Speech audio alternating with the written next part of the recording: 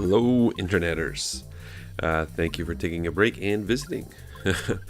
So, I've been wanting to review this game, but I've been hesitant, and even though I've picked it up a couple times, I've put it back on the shelf. I just really wasn't quite sure how to approach this game, and I'm still not sure, and I don't think I'm going to be able to do this game justice, but we're going to do this and then move on. Today's game we'll be talking about, of course, is Mario Kart Wii for the Wii.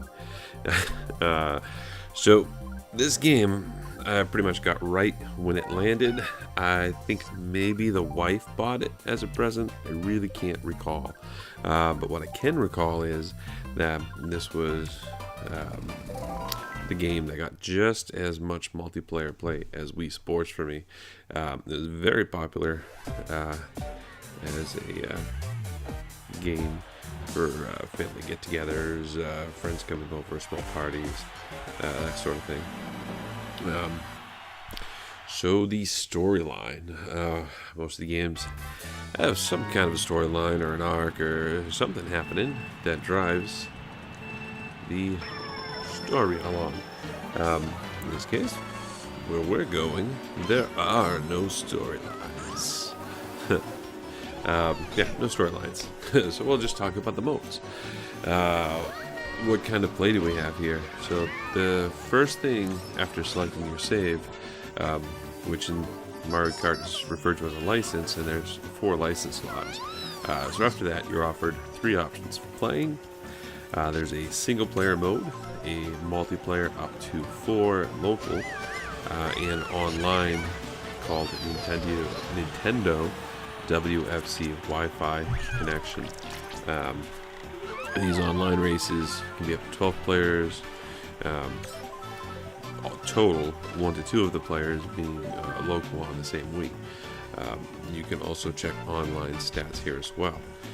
So once you select a single or multiplayer mode, then you have the following options. Grand Prix, which is pretty much what everybody is used to, I think. For the most part, you select a cup to race. Each cup has 4 races. Time trials. This one is actually only for single player. You race against your ghost to beat your own times. There's also a versus mode. You can set custom rules and race against the CPU or other local players here. So if you don't want certain power-ups, for example, say you don't want to use blue shells because you don't want to lose friends, you can set that sort of thing here. Or if you only want to use blue shells, yeah, you can set all sorts of stuff there. Battle mode. So there's 2 battle modes, a balloon and a coin battle mode. For balloons, you have 3 balloons floating off each of the carts, yours as well as your enemies, and the goal is to knock off the other balloons from the other carts. It is team-based, the battle modes, so you're setting colored-based teams, so blue and red typically, or really I think those are the only colors. And then it's tallied at the end, whoever's the most points. To knock a balloon off, you would use a power-up, such as a shell or something to hit your opponent with, or pushing them off the edge of the map. Coins, you just collect the most coins. Oh, excuse me. Yeah. There's also the mode you could have selected for the Nintendo Wi-Fi Connect mode. If you select that mode, again, up to 2 local players can race in this, and for races of a total of 12 players online. And there's 3 options. Worldwide, where you're playing worldwide, so anyone who you'll race against can be from the other side of the world, or your neighbor, Regional, where it's kept a bit more local, within your own country, I think. I don't quite remember. And then a friend code based option where you can play against registered friends. Now, of course, being a Wii game, you can't use the online features anymore, so that's a bit, it used to work, and it was cool. Of course, now we have the Mario Karts that go online, so, no real issue there. So what about the visuals? Everything is bright and fun. This game is dripping with sugar. All the models and animations look fantastic. It's a really large step up in quality visually over the previous release that was on the GameCube, which a lot of people really enjoy. I still do, actually. The frame rate's fantastic, and if you're a spectator, you're watching somebody else play, or you're going back and watching your own game footage, whether it be a replay or clearly need more coffee or need to go to bed, or maybe you're watching your own game footage that you recorded or whatnot. If you can take a moment to stop and really look at what's going on, there's so many cool visuals in this game that you're going to miss. That being said, newer version Mario Kart 8 does clearly look superior and has way more going on visually. It's like crazy. Anyway, we're not talking about 8, we're talking about the Wii version. So yeah, make sure to stop and smell the roses, so to speak, and enjoy the visuals. There's always something going on. There's a lot of animations. It's just fantastic. I really like it. So you're gonna miss out if you don't stop. So what about the controls? Yeah, everything works.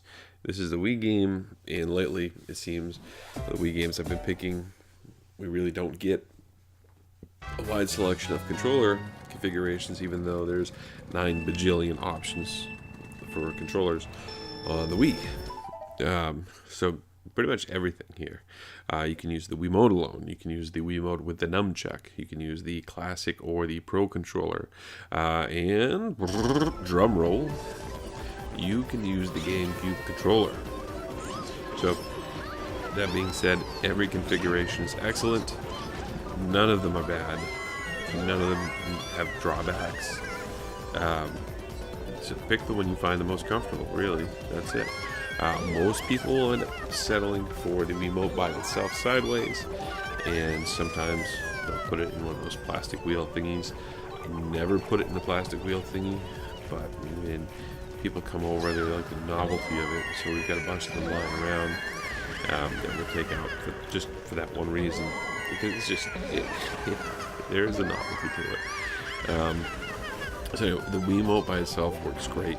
Even though your steering is motion controlled, it works great. And it's the default format that we use here when people are over. It's just, you're not going to go wrong, especially for novices. Hold this button and turn like you're steering a car. It doesn't get easier. Now, if you're going to use the nunchuck, your steering will be done with the analog stick, which some may like that, that physical, tactile feel better. So anyway, either option, whether you use the Wiimote by itself or paired with a nunchuck, there's going to be waggle. Clearly, left and right motion control if you use the Wiimote by itself, but if you're using the nunchuck, you're still going to have some waggle, like shaking it to perform. That sounds weird. Shake it to perform tricks off jumps. You get to a ramp, when you get right to the end, you shake it, and you do a little trick, and you get a turbo boost out of it. So if you're on a motorcycle, you'll tilt the Wiimote to wheelie on a bike. Now, if you don't want any waggle, you still have options. So you could use a classic controller, and it's not a bad option, even though I don't like it as much as the Pro controller. It still works. So if you can use the Pro though, however, I would, because it is more comfortable. Now, typically, if you're using the classic, sometimes I'll complain about button reach on the shoulders. The way that it's set up a lot like a 2DS or 3DS. I should just say DS, I guess, right? Anyway, no, I think DS is just an LNR. Okay, so 3DS, yeah. So it's set up like a 3DS, where it's got the one set, and then the second set is just further in on the same parallel line, which is just awkward. Anyway, I understand why it's like that on 3DS. I don't understand why it would be like that ever on a controller. Yeah. So anyway, that's not a concern because you don't really use those buttons in this particular instance. So you could use a Classic or the Pro and be fine either way. They control exactly the same. I do like the Pro better because it is more comfortable, but you can still use the GameCube controller. And yeah, of course, this is my favorite. Duh. First of all, it's hardwired, so you're minimizing any sort of lag that you may have. Not that you'll really have any, but you can't say, oh, I missed it because of controller lag. Yeah. The excuses are out the window. And of course, like I say, it is always ridiculously comfortable. This is the most comfortable controller ever made. If you don't agree, then clearly that we're just disagreeing. I don't know. I'm not going to call you names. It's like a couch for your hands. It's amazing. The only thing that I wish is the game would have taken advantage of the analog triggers on the controller. Oh well. 1001 controller options can't be too picky, I guess. How does it sound? I love it. Everything is as you would expect in a Mario-themed game. None of the effects take themselves too serious. I mean, they do what they're supposed to, but they also all have the right amount of goofiness to stop them from getting old or repetitive.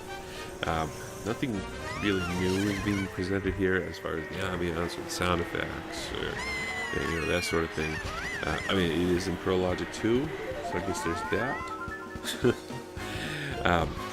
But everything is just so damn happy. You have to love it.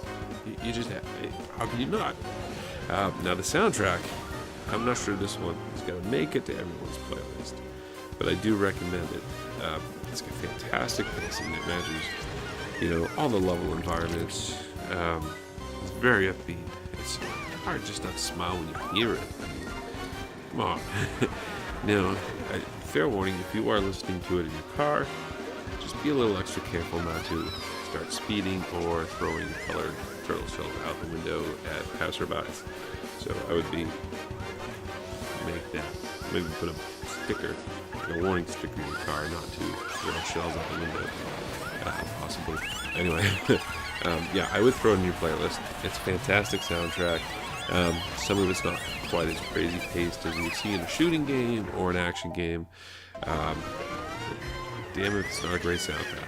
So, yeah, I would throw this on there. I'm sure everyone has a Zoom, right? Yeah, into their Zoom. Or old Nokia bricks. Now, Mario Kart Wii is, clearly, pretty much universally loved. The only real complaint anyone ever seems to have once in a while is that the battle modes have to be team-based and not a free-for-all. And I understand that complaint. I get it. You will have your buddies coming over, and say there's 4 of you there, and you all just want to play the 4 of you against each other. You can't do it without being on teams. But, if only die-hard fans can really find something to complain about, then it's got to be a pretty good game if no one else found anything. Anyway, if you really want that, you can go back and play Double Dash, and there is a battle mode that was reintroduced in Mario Kart 8 for the Switch. I don't know if it's team-based or not, though. I haven't gotten that far into reading about it. I'm sure I'll have it at one point anyway. Anyway, we're talking about Mario Kart Wii, so let's stick with that. But yeah, go back to the GameCube if you want that separate battle mode. So who is this for? Who's this game for? Who's gonna like it? Absolutely everyone. Now, I know sometimes I'm hopeful and I say I like everyone to play a certain game or style of game, but here, in this instance, everyone, it's for everyone. Kids love it. They can understand and use the controls. I've seen kids as young as 4 playing this game, having no issues and loving it. Adult non-gamers, your older relatives who don't play, are able to grasp the controls as well and enjoy it. It's just super accessible with those motion controls. And I've never seen anyone pick up, play Mario Kart and go, meh, it's just too happy and positive of a game for me to enjoy. So the game sells for about $20 right now, which is what I've seen it for in retail locations pretty much as well. There's a ton of these floating around. I mean, at one point I lent a copy to family, and now I have 2 more copies. I remember buying them, but I don't know why I got them both. I think they were both part of a couple of different lots I had picked up. But now I have a backup. I'm not sure. I don't think I'm going to sell the second copy. I think I'm just going to keep it as a backup. Just, Anyway, the game has always been trending towards lower pricing slowly and steadily since its released, having little spikes around the holiday seasons and such. It currently seems to be on the descent from its last spike still. I don't know that it's going to go back up in price or continue this downwards trend every year, because there are a ton of them out. But dude, we can still walk into a GameStop and buy Wii games. You can even walk into a Walmart and buy Wii games still. The thing hasn't been manufactured in what year is this? Yeah, like 4 or 5 years, something like that. It's crazy. What other game system is like that? It's just a crazy thing. Anyway, I don't know if it's going to go up in price.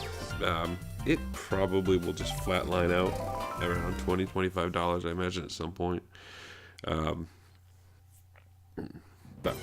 anyway, if you have a Wii, you should also have this game. If you have a Wii, you should have this game. You should have Wii Sports. You should have. There's a huge list of games you probably should have if you have a Wii. This is the game you need to have if you have a Wii. It's just, you need it. Maybe you don't know you need it, but you need it. The smiles that will be produced from this game is well worth more than the current price tag. I guess that's it. I can't force you to go buy it, but you should. So, thank you for watching. Now go play some Mario Kart. That is your homework. Alright, thank you, and as always, happy interneting.